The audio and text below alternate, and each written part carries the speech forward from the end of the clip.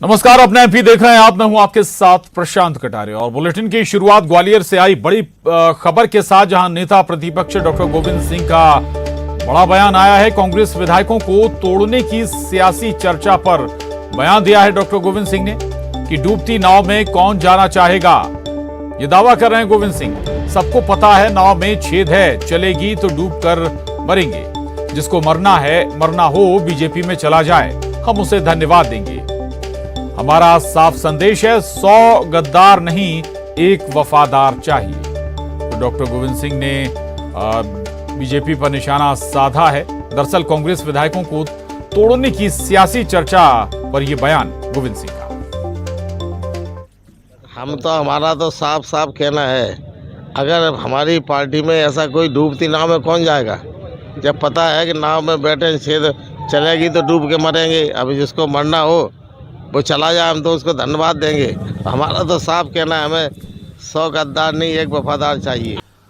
तो डॉक्टर गोविंद सिंह को सुना आपने। डॉक्टर गोविंद सिंह कह रहे हैं कि भाई डूबती नाव है, बीजेपी जाना है, जैसे जाना है वो चला जाए।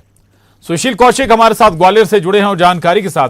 सुशील, कुछ दिन पहले ये दावा भी कर रहे थे गोविंद सिंह कि भाई बहुत सारे बीजेपी विधायक मंत्री उनके संपर्क में हैं, कांग्रेस में आना चाहते हैं। ये मतलब सियासी, वाकई में सियासी चर्चाएं ही हैं, बयानबाजी हो रही है। बिल्कुल, देखिए 2023 में मध्य प्रदेश में विधानसभा चुनाव होना है। जैसे कि 2018 में ग्वालियर चंबल अंचल में कांग्रेस को जबरदस्त कामयाबी मिली थी। 34 में से 26 सीटें कांग्रेस ने यहाँ जीती थी और बीजेपी 7 सीटों पर सिमट गई थी। यही वजह कि अब 2023 में भी चुनाव आने वाले हैं, तो उसी के चलते लगातार जो सियासी चर्चाएं, सियासी बयानबाजी है, सियासी कयास है, उनके दौर शुरू हो गए। और यही वजह कि गोविंद सिंह ने जब कुछ दिन पहले ये कहा था कि बीजेपी के कई विधायक और अन्य जो नेता हैं उनके संपर्क में हैं, लेकिन अब जब ये चर्चा चल रही है कि भारत जोड़ो यात्रा के पहले मध्य प्रदेश में कांग्रेस को एक बड़ा झटका लग सकता है। लगभग 10 से 11 कांग्रेस के विधायक जो है वो भाजपा में शामिल हो सकते हैं, भाजपा एक बड़ा झटका दे सकती है। इसी के जवाब में डॉक्टर गोविंद सिंह ने कहा कि भाजपा एक डूबती नैया है, सब लोग जानते हैं कि नाव में छेद हो चुका है। अगर कांग्रेस के किसी नेता को या विधायक को अगर डूबती नाव में बैठना है, अगर किसी को मरना है, तो हम उसे धन्यवाद देंगे, वो जाके मरे। तो इस तरह से उन्होंने एक नाराजगी भरा बयान भी दिया है इस बात को लेकर। और निश्चित तौर पर 2023 के विधानसभा चुनाव से पहले इस तरह के बयान और इस तरह की जो घटनाक्रम है वो लगातार अब बढ़ेंगे आने वाले समय में। बिल्कुल रहेगा। सुशील, मैं आऊंगा आपके पास। और रजनीश अग्रवाल जी हमारे साथ जुड़ रहे हैं इस खबर पर, प्रदेश मंत्री बीजेपी। रजनीश जी, कुछ दिन पहले गोविंद सिंह ही कह रहे थे, डॉक्टर गोविंद सिंह कह रहे थे कि भाई कई बीजेपी विधायक मंत्री उनके संपर्क में हैं, वो कांग्रेस में आना चाहते हैं। इसके बाद बीजेपी की तरफ से भी इसी तरह का दावा हुआ, 10-11 विधायक कांग्रेस के बीजेपी में आ सकते हैं। वाकई में ये कोई बंदर खाने को चल रहा है या फिर ये महज माहौल बनाने की कोशिश हो रही है दोनों ओर से? देखिए, एक बात मैं जरूर कहता हूं कि कांग्रेस की ओर से कमलनाथ जी हो या उनके उस समय के मंत्रिमंडल के साथी हों, जब इन्होंने इस प्रकार की बयानबाजी की है, तब आपने देखा होगा इनकी पार्टी के साथ में क्या हुआ है। तो मुझे लगता है कि इनकी मंशा कुछ और है, क्योंकि कमलनाथ जी में और डॉक्टर गोविंद सिंह जी में बन नहीं रही है। आपको पता होगा, अभी कुछ दिन पहले डॉक्टर गोविंद सिंह जी ने एक आरोप लगाया था सरकार पर और कमलनाथ जी नट गए थे, मना कर दिया था। तो ये इन दोनों की आपस में पहले से ही नहीं बन रही है। तो ये निपटवाने के चक्कर में है कमलनाथ जी के नेतृत्व में पार्टी को, क्योंकि इस प्रकार की बयानबाजी कांग्रेस को ही भारी पड़ती रही है। और मैं ये कोई वैसी बात बढ़ चढ़ के दावा पेश करने वाला बात नहीं कह रहा हूँ। अतीत के उदाहरण उठाकर आप देख लो 2020 से अब तक, तो आपको समझ में आ जाएगा कि इनकी जब ऐसी बयानबाजी होती है तब कांग्रेस पर क्या गुजरती है। मैं अलग से कोई दावा तो नहीं कर रहा, केवल अतीत को दोहराने का जो चक्र है वो उसकी बात में कर रहा हूं। जी रहेगा। रजनी जी, लौट रहा हूं आपके पास। अजय सिंह यादव जी हमारे साथ जुड़े हैं कांग्रेस से। अजय सिंह जी, रजनी जी को भी आपने सुना होगा। दूसरी तरफ गोविंद सिंह कह रहे हैं कि भाई कांग्रेस से अगर कोई जाना चाहता तो स्वागत है उसका, लेकिन बीजेपी में कौन जाना चाहेगा जिसकी नाव में छेद है। लेकिन सवाल यह कि दोनों तरफ से ऐसे ही दावे हो रहे हैं, कोई एक्सचेंज ऑफर चल रहा है क्या? दूसरी बात यह है कि भाई विपक्ष में हैं आप और सत्ता में, जाहिर है कि सत्ता के साथ अमूमन नेता जाना ज्यादा पसंद करते हैं।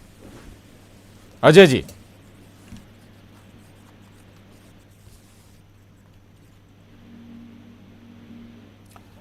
अजय जी सुन पा रहे हैं आप?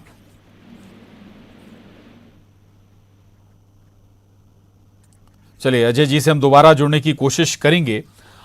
रजनीश जी लगातार हमारे साथ बने हुए। रजनीश जी, लेकिन एक पहलू यह भी है कि अब ठीक है, अब बहुत ज्यादा वक्त नहीं बचा, चुनाव भी आने वाले हैं और ऐसे में बीजेपी बड़ी पार्टी है, इसमें कोई शक नहीं है, सत्ता में है, इसमें भी कोई दो मत तो है नहीं। लेकिन सवाल है कि एक अनार सौ बीमार वाली स्थिति तो बनेगी ना भाई। एक टिकट तो एक ही है, दावेदार कई होंगे, उस स्थिति में क्या करेंगे? हो सकता है कि कोई दूसरी पार्टी भी तलाश रहा हो। देखिए, भारतीय जनता पार्टी की अगर दावेदारों की बात कर रहे हैं तो निश्चित तौर पर संख्या ज्यादा हो सकती है, लेकिन कार्यकर्ताओं की भावना, मेरा जो मैं कह रहा हूं उसको अंडरलाइन कर लीजिएगा, इन्वर्टेड कामा में लिख लीजिएगा।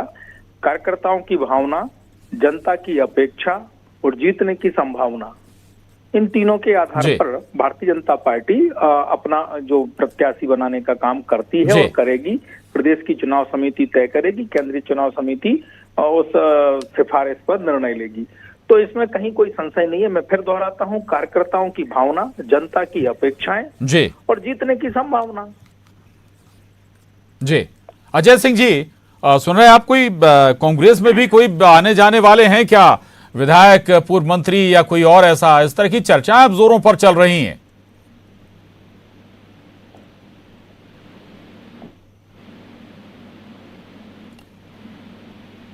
शायद अजय जी से संपर्क नहीं हो पा रहा है। सुशील हमारे साथ लगातार बने हुए हैं। सुशील, थोड़ा सा ग्राउंड कंडीशन भी बताइएगा, क्योंकि सबसे ज्यादा अगर जो नेता गए थे कांग्रेस छोड़कर वो ग्वालियर चंबल से थे, सिंधिया समर्थक थे।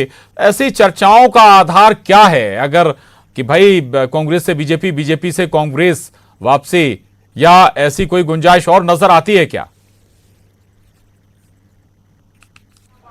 बिल्कुल, देखिए जिस तरह से 2018 के चुनाव में कांग्रेस को बहुमत मिला था और उसके बाद 2020 में एक बड़ा घटनाक्रम हुआ था, सिंधिया की नाराजगी के चलते सिंधिया के साथ ही करीब 18 से 20 विधायक जो है कांग्रेस छोड़ बीजेपी में शामिल हुए थे। उस दौरान मध्य प्रदेश में सरकार भी बदल गई थी और निश्चित तौर पर उस घटनाक्रम के बाद भी लगातार बीजेपी में कई विधायक जो है शामिल होते रहे बाद में भी।